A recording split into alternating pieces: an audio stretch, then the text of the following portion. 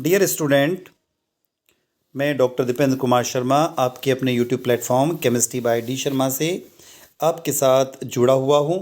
और इस video lecture में हम बात करेंगे BA BSc BCom BBA BCA बीएचएससी द्वितीय वर्ष अर्थात सेकंड ईयर का जो वोकेशनल कोर्स है जैविक खेती के बारे में।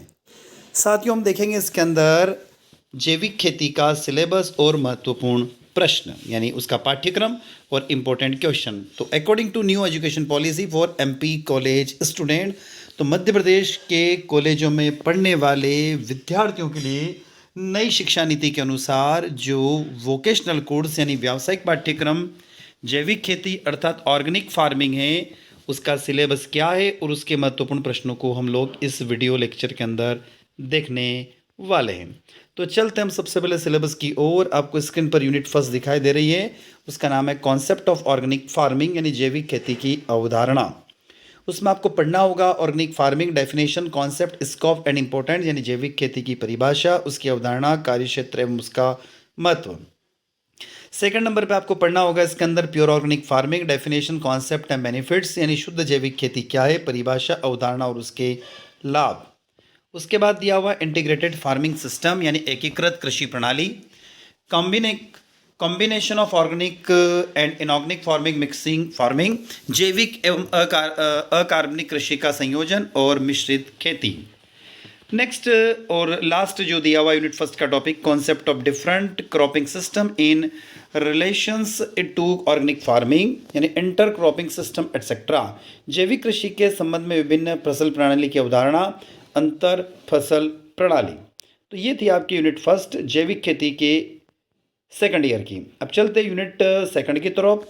प्रोसेस ऑफ ऑर्गेनिक फार्मिंग यानी जैविक खेती की प्रक्रिया, उसमें आपको पढ़ने को मिलेगा कॉन्सेप्ट ऑफ फार्मिंग सिस्टम यानी कृषि प्रणाली की अवधारणा, development of organic forms, important step and method यानी जैविक खेती का विकास के महत्वपूर्ण चरण एवं विधियाँ, नीड्स ऑफ ऑर्गेनिक फर्टिलाइजर्स जैविक खाद की आवश्यकता, benefits of organic fertilisers and harms of inorganic fertilisers जैविक उर्वरक के लाभ एवं अकार्बनिक उर्वरकों से नुकसान। नेक्स्ट है प्रिपरेशन ऑफ ऑर्गेनिक फर्टिलाइजर यानी जैविक खाद तैयार कैसे किया जाता है। साथियों, हम आ गए यूनिट नंबर 3 की तरफ, organic farming BSc BCom BBA BCA बीएचएससी द्वितीय वर्ष की, प्लांट न्यूट्रिशन यानी पादप पोषक तत्व। तो उसमें आपको पढ़ना पड़ेगा name of plant of nutritions with gradients, पादप पोषक तत्वों के नाम और श्रेणीकरण सहित, पादप वृद्धि विकास में पोषक तत्वों के कार्य, function of nutritions in plant growth and development. Third topic आएगा इसके अंदर कार्बनिक एवं अकार्बनिक पदार्थों से पादपों द्वारा पोषक तत्व ग्रहण करना एवं उपयोग, nutrient uptakes of and utilisation by plants from organics and inorganics. Next है कार्बनिक स्रोतों से पोषक तत्वों का उपयोग करके संतुलित पोषक तत्वों की आपूर्ति, balanced nutrient supply by using nutrients from organic sources. Next है इंटीग्रेटेड प्लांट न्यूट्रिशन मैनेजमेंट, एकीकृत पादप पोषक तत्व प्रबंधन। साथियों, यूनिट नंबर 4 दे रखी है, लास्ट यूनिट है ये, ऑर्गेनिक फार्मिंग यानी जैविक खाद, organic manure FYM, rural compost, city compost, oil cake, animal wastage और वर्मी कंपोस्ट। जैविक खाद FYM ग्रामीण खाद, शहरी खाद, तेल, खली, पशु अपशिष्ट और वर्मी कंपोस्ट। ग्रीन मैन्यूअर यानी हरित खाद, green manure with leguminosae crop in the crop rotation, फसल चक्रीकरण में हरी खाद और लेग्यूमिनेसी फसल सहित, फसल अवशेषों का यथास्थान समावेश लाभ, in situated in corporation in corporate of crop distributive benefits, तरल खाद, जीवामृत, बीजामृत, संजीवक और पंचगव्य, लिक्विड मैन्यूअर, जीवामृत, बीजामृत, संजीवक और पंचगव्य और बायो फर्टिलाइजर एंड जैव उर्वरक, अवधारणा, दायरा और उसका महत्व। इस सिलेबस के बाद हम आते हैं प्रैक्टिकल वर्क की तरफ, जो कि आपका 100 मार्क्स का होगा। 100 नंबर का थ्योरेटिकल का पेपर और 100 नंबर का प्रैक्टिकल का आप लोग अच्छे से जानते हैं। इसमें आपको प्रायोगिक कार्य में लिखना पड़ेगा मृदा लक्षणों एवं उसके प्रकारों का अध्ययन, ये जितने भी प्रैक्टिकल वर्क है इसमें से मैक्सिमम प्रैक्टिकल वर्क आपको जो प्रैक्टिकल कार्य प्रायोगिक कार्य वो आपको प्ले लिस्ट में उपलब्ध हो जाएंगे, तो प्ले लिस्ट से आप इनको नोट डाउन आपके रिकॉर्ड में कर लीजिएगा। मृदा में नमी की मात्रा का निर्धारण, determination of soil moisture content, मृदा में कणों का आकार का निर्धारण, मृदा में उपलब्ध फास्फोरस की मात्रा का निर्धारण, मृदा में सूक्ष्म पोषक तत्वों का निर्धारण, मृदा चालकता का अध्ययन, मृदा कंडीशनर का अध्ययन, दिए गए क्षेत्रों में अंतर फसल प्रणाली का अध्ययन, स्टडी ऑफ वर्मी कंपोस्ट का अध्ययन, वर्मी वाश तैयार करना, प्रिपरेशन ऑफ वर्मी वाश, महाविद्यालय परिसर में वर्मी कंपोस्ट तैयार करना, जीवामृत का अध्ययन, बीजामृत का अध्ययन, संजीवक का अध्ययन, पंचगव्य का अध्ययन, ठोस अपशिष्टों में खाद में परिवर्तन का अध्ययन, रसोई अपशिष्टों से खाद बनाने का अध्ययन, मृदा से बेहतर बनाने हेतु पादप पोषकों का अध्ययन, एजोबैक्टीरिया जैव उर्वरकों का अध्ययन, सजीविता जैव उर्वरकों का अध्ययन, फॉस्फेट घुलनशीलता सूक्ष्म जीव जैव उर्वरकों का अध्ययन, माइक्रोराइस का अध्ययन। और उसके बाद आपको एक प्रोजेक्ट और फील्ड वर्क बनाना है, वो किसी एक जैविक खेती पर आपको वहाँ पर भ्रमण करना है, विजिट करना, और उसके ऊपर आपको एक प्रोजेक्ट तैयार करना होगा। अब साथियों हम सीधे आ जाते हैं हम इम्पोर्टेंट क्वेश्चन की तरफ, महत्वपूर्ण प्रश्नों की तरफ। इन प्रश्नों को आप यदि याद करेंगे, पढ़ेंगे, समझेंगे तो निश्चित ही इन प्रश्नों में से आपकी जो वार्षिक परीक्षा होगी, एनुअल एग्जाम होगी, उसमें से क्वेश्चन आएंगे। जैविक खेती को परिभाषित कीजिए, डिफाइन ऑर्गेनिक फार्मिंग। जैविक खेती की अवधारणा को समझाइए, explain the concept of organic farming. जैविक खेती के कार्य क्षेत्र और महत्व पर प्रकाश डालिए, explain the scope and importance of organic farming. Question number 4 है, जैविक खेती के आर्थिक और सामाजिक महत्व को समझाए, explain the economic and social importance of organic farming. मिश्रित खेती किसे कहते हैं, टिप्पणी लिखो, what is mixed farming, right and not on. Question number 6, एकीकृत कृषि प्रणाली क्या है, समझाइए, what is integrated farming system. Question number 7, जैविक खेती एवं अकार्बनिक खेती के संयोजन पर प्रकाश डालिए, explain on the combination of organic farming and inorganic farming. Question number 8, what is intercropping system, अंतर फसल प्रणाली क्या होती है। क्वेश्चन नंबर 9, जैविक खेती का उपयोग करते हुए अंतर फसल प्रणाली को समझाइए, explain intercropping system using the organic farming. Question number 10, जैविक खेती के मध्य में अंतर फसल प्रणाली किस प्रकार योगदान करती है, how does the intercropping system contribute to organic farming. Question number 11, अंतर फसल प्रणाली का उपयोग करके जैविक खेती के विकास को किस प्रकार बढ़ाया जा सकता है, how the growth of organic farming can be increased by using intercropping system. Question number 12, शुद्ध जैविक खेती को परिभाषित कीजिए, define pure organic farming. Question number 13, शुद्ध जैविक खेती की अवधारणा को समझे, explain the concept of pure organic farming. Question number 14, जैविक खेती में किन किन प्रक्रियाओं का उपयोग किया जाता है, which process are used in organic farming.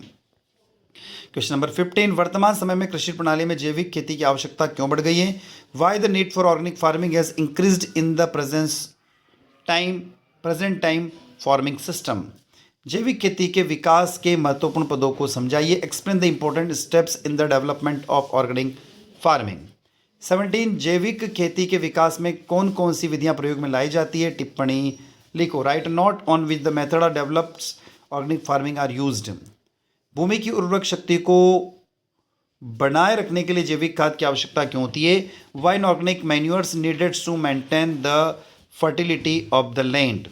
Question number 19, प्रश्न क्रमांक 19, भूमि की उर्वरक शक्ति को कार्बनिक उर्वरक और अकार्बनिक उर्वरक किस प्रकार प्रभावित करते हैं, how do organic fertilisers and inorganic fertilisers affect the fertility power of the soil.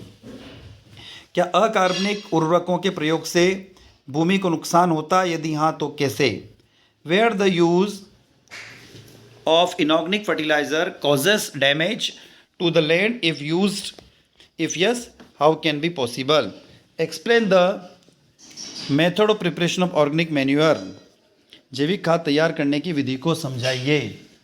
अगला है, क्या आप अपने खेत में जैविक खाद तैयार कर सकते हैं, यदि हाँ तो कैसे। Can you prepare organic manure on your farms, if yes then how. 23, प्रमुख पादप पोषक तत्व कौन कौन से, what are the major plants nutrients. 24, खेत में एक स्वस्थ पौधे को तैयार करने के लिए कौन कौन से प्रमुख पोषक तत्वों की आवश्यकता होती है, what are the major nutrients required to produce a healthy plants in the field.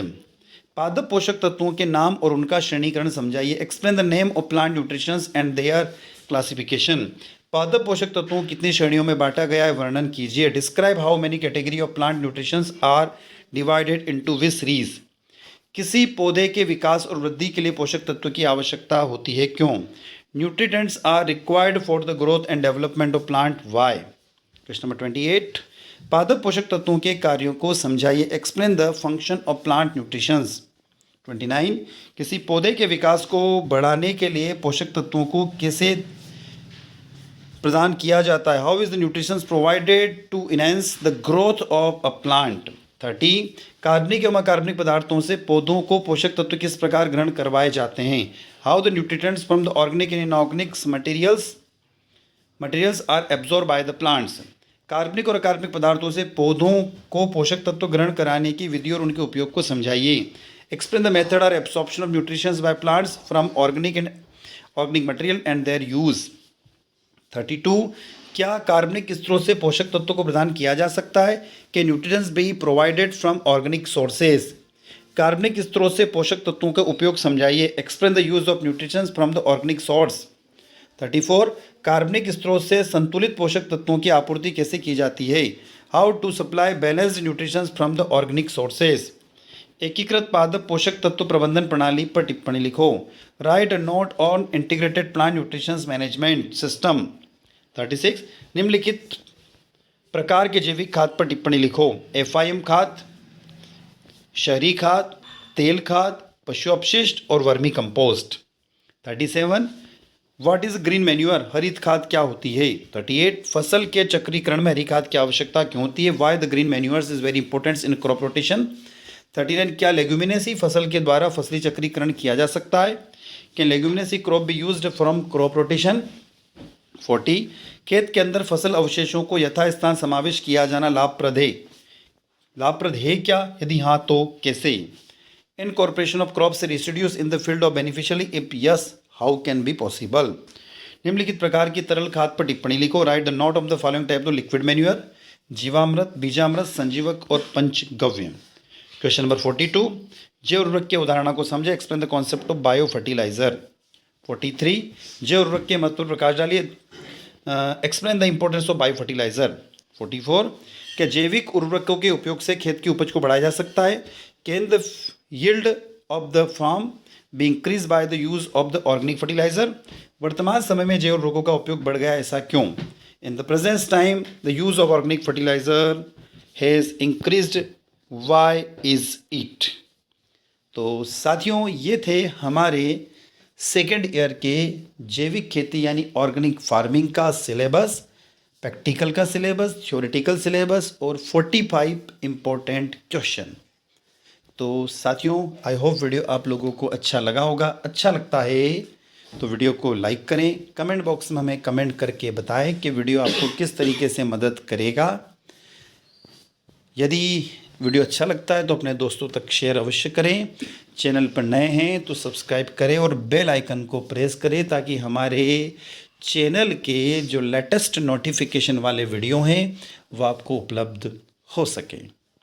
तो साथियों, इसी के साथ हम आपसे विदा लेते हैं। नए वीडियो के साथ फिर आपसे मिलेंगे और इस ऑर्गेनिक फार्मिंग सेकेंड ईयर के जो प्रैक्टिकल है उसके वीडियो लेक्चर आपको प्लेलिस्ट में उपलब्ध हो जाएंगे। आप प्लेलिस्ट में जाकर देख सकते हैं, आपको वहाँ पर वीडियो उपलब्ध होंगे। वहाँ से देखकर आप अपने प्रैक्टिकल रिकॉर्ड को तैयार कर सकते हैं। धन्यवाद साथियों।